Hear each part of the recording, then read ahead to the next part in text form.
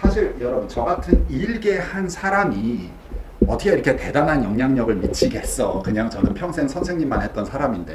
근데 저도 고등학교 때 저한테 영향을 미친 사람이 있거든요. 이 사람. 제 고등학교 칼리지 카운슬러입니다. 제 수학 선생님이고 칼리지 카운슬러.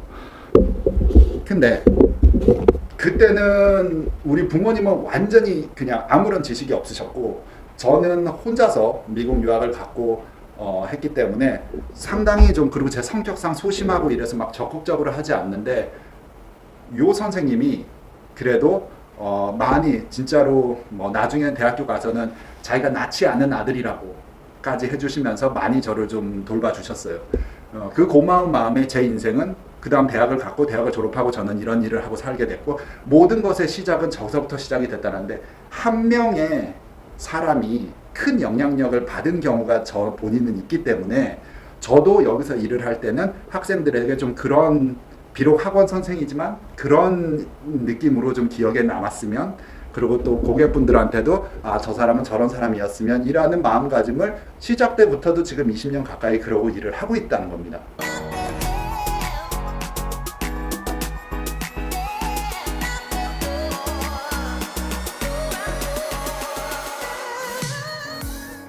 자, 오늘 비디오에서는 실제로 하고 싶었던 얘기는 상담실에 있는 상담실장님이 한 4가지 질문사항을 뽑아줬습니다. 원장님 비디오를 오늘 녹화할 때 이런 내용을 그냥 집어서 간단하게 설명을 해주시면 어떨까요? 왜냐면 전화나 또 학원에서 쓰는 상담실에 쓰는 카톡 문의로 올 때 공통된 질문들이 꽤 있다. 그래서 한번 비디오에서 짚고 넘어가 주셔도 상당히 다른 고객분들도 도움을 받을 수 있는 내용이 있지 않을까 한 거를 뽑아서 오늘 엄청 빨리 딱 포인트만 다다닥 찍고서 넘어가는 시간이 되겠습니다. 자, 출발해보죠. 첫 번째, SAT 시험 언제 준비합니까? 9학년, 10학년, 뭐 특히 8, 9학년에 있는 학생들은 언제 시작할지 이게 고민이 많으시다. 이렇게 말씀을 해주셨어요.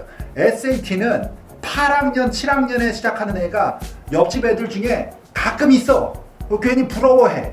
근데 우리 애가 하면은 망해. 애는 엄청 개고생하고 그 다음에 성적은 별로 안 오른다. 왜 그러냐면 리딩 패시지가 이 전체 시험의 대부분인데 리딩에 나오는 얘기들이 아이가 아직 그거를 이해할 만큼 배경 지식이 모자르다, 부족하다는 겁니다. 그러니까 학교에서 역사 공부도 더 하고 문학 공부도 더 하고 이러면 어디서 들어본 얘기가 좀 시험에 나오는 거지. 아, 그래도 어려워 시험이. 그렇게 12학년들도 지금 발동한 시험이니까 맞잖아요. 그런데 8학년, 7학년 아이가 무턱대고 막 빨리 해서 이걸 잘 나오기를 바란다는 거는 조금 정말 진짜로 한 100명 중에 한 명의 찬스를 얘기하는 거고 우리는 무난한 케이스를 오늘 얘기하고 싶은 거니까 기다려라. 그리고 9학년 여름방학부터는 시작을 하면 좋다. 이렇게 말씀드리는 게 가장 보편화되지만 가장 제일 여기 다니는 학생들도 9학년에 스타트, 10학년에 도약, 점프, 11학년에 마무리 이렇게 방학 3번을 생각을 하시면 됩니다. 그 중에서 2번의 방학이 끝나면은 네가 똑똑한 거고 3번까지 가도 that's okay. 이 정도로 스케줄 짜시는 게 제일 무난할 것 같아요. 자, 머리가 왜 이래? 여러분 양해해 주시고 두 번째 질문.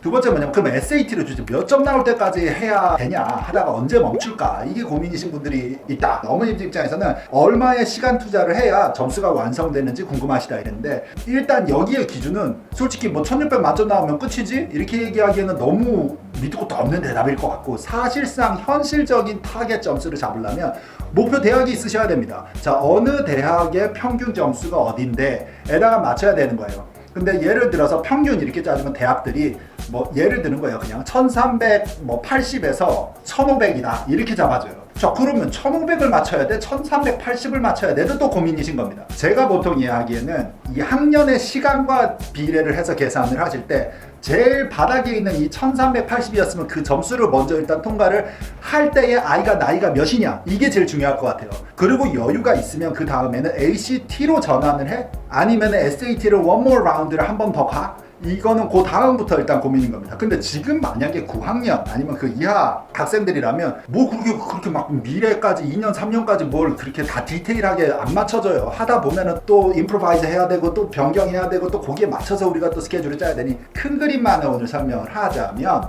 1차 목표를 11학년 1학기든 2학기든 어딘가에서 우리가 목표하는 대학교 수준의 바닥 1380이면 그거를 통과를 시킨다.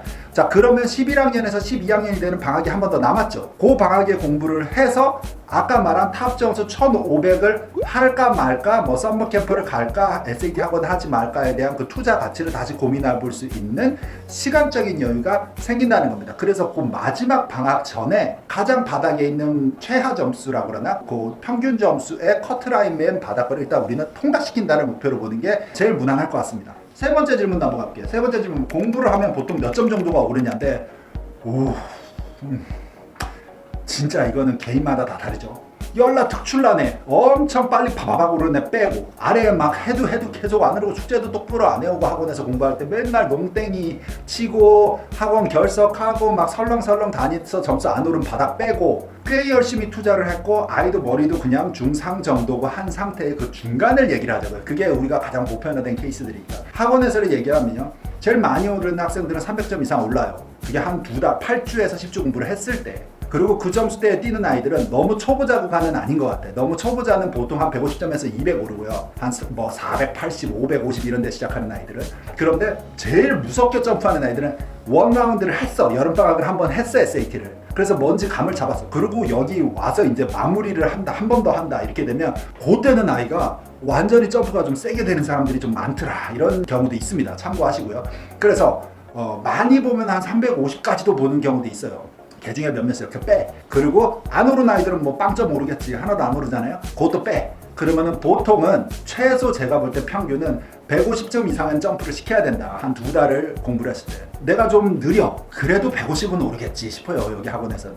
그리고 조금 더 욕심을 내면 한 250까지도 욕심을 낼 수 있는 게 학원들이 하는 SAT 캠프의 기대치, 점수폭 정도로 생각할 수 있지 않느냐라고 보시면은 무난할 것 같습니다. 자, 네 번째는 SAT 시험은 언제 보러 가나요? 뭐 10학년 가을, 11학년 가을, 11학년 봄 이런 얘기가 많은. 그나저나 오늘 비디오 녹화도 왜 이렇게 앞으로 튀어나와 있는 거야? 기다려, 잠깐만요. 자, 언제 가는 게 좋냐인데, 저는 이 학년별로 뭐를 기준을 내는 것보다 일단 정답부터 말씀을 드리면 제 기준에서는 그냥 학생 당신이 네가 준비됐을 때 갈 겁니다. 우리는 그게 최고야. 근데 무턱대고 옆에 있는 애들이 다 가니까 일단 나도 가봐야 될 것 같아서 한 번의 라운드 SAT 기록을 남겨놓는 게 가치가 없죠. 할 필요가 없어요. 결국에 대학 가기 전까지만 스코어를 뽑으면 돼. 그리고 먼저 나와. 막 어렸을 때 나왔어. 뭐 10학년 때 나왔고 이러면 시간적으로 여유가 생기고 스트레스를 덜 받지만, 솔직히 저 같은 사람의 기준에서 스트레스 좀 받으면 어때? 그냥 내가 원하는 점수가 나오는 게 중요해. 좀 6개월 뒤에 나오면 어때? 내가 필요한 점수가 오는 게 중요하지. 그래서 끈기 있게 참고 스트레스를 조금 받으면서 가더라도 내가 최대한 준비가 됐을 때 나는 가서 승부를 볼 거다. 이게 제일 기본이 돼야 되고요.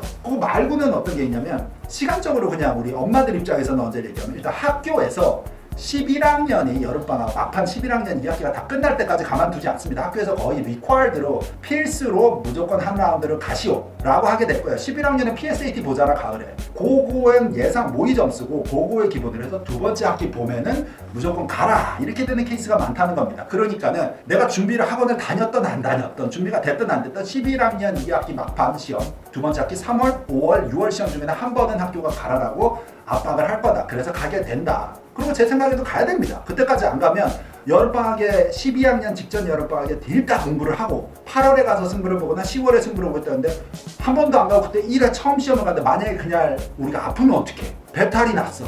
뭐 감기가 걸렸어. 그럼 여름방학에 내내 두세 달 엄청 고생했는 게 다 그냥 꽝이 돼? 얼리 디시전 날라가고? 그럴 순 없잖아. 그러니까 한 번의 프랙티스는 11학년 때 미니멈 한 번은 해야 된다. 그리고 필요하다면 여름방학에 막판 11학년 지난 12학년 직전 여름방학에 점프를 시키고 여름시험 8월 또는 10월 시험에서 마지막 파이널 스코어를 얻어낸다가 그냥 우리가 보통 얘기할 때 가장 무난한 스케줄입니다. 자, 그거보다 6개월 축을 땡겨 아니면 1년의 축을 땡겨는 그냥 여러분들이 선택하시면 됩니다. 근데 시간적으로 볼 때는 막판 12학년이 되기 전에 SAT를 끝내느냐, 12학년이 올라갔을 때 8월이나 10월 시험을 내가 활용을 해야 되냐의 두 가지 길로 나눠지지, 한 80%의 우리 유학생들은 12학년까지 갑니다, 테스트가. 그래서 you're okay. 혼자 그러고 있는 게 아니니까. 그리고 다 좋은 학교 가요. 여기서 공부하는 사람들도. 그러니까는 뭐 너무 많아. 그러니까 혼자서 내가 나만 딸리나라고 걱정하지 마시고, 그 전에 끝나는 그 한 극소수의 20% 안짝이 되는 학생들이 있으면 굿잡 고생했어요. 그리고 이제부터 조금 더 업그레이드 할 거를 연방학에 보강을 하시면 되는 겁니다. 조금 추상적인가 답이? 이게 이해되셨죠?